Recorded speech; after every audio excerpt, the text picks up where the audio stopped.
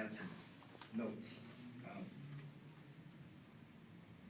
I love San Francisco. Most of us love San Francisco because of its diversity, race, and culture.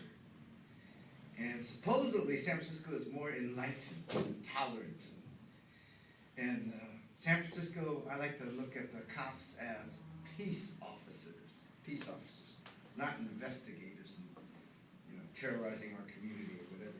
I am a San Francisco police chaplain. I was appointed under Fred Lau and also Heather Fong. I don't know about Greg, but so I have love and support for the cops as well. And I want them to be peace officers, not promoting fear in people. But as Jermaine said also, my mom has been part of San Francisco Chinatown since 1919. My dad came in that same year. Of course, he was on Angel Island.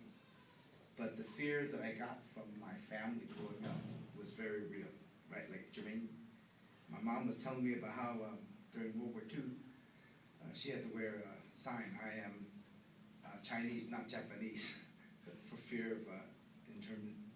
And then the worst thing you could do to somebody was call them a communist.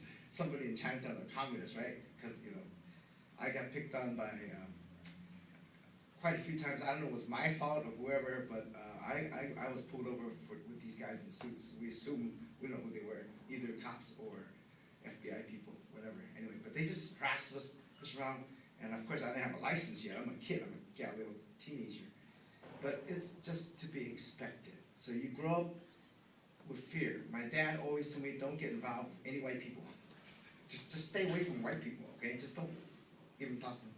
There was a fear in my dad's life, but it was real, right? Came from China, in prison. I wanted to fight back, and in many ways I fought back. And I hope that the church, I'm now wearing a church hat, the church did something good by creating the sanctuary movement. People don't forget it wasn't legislatively. It was the church felt that no one should be living in fear in America. And that's the real issue for me.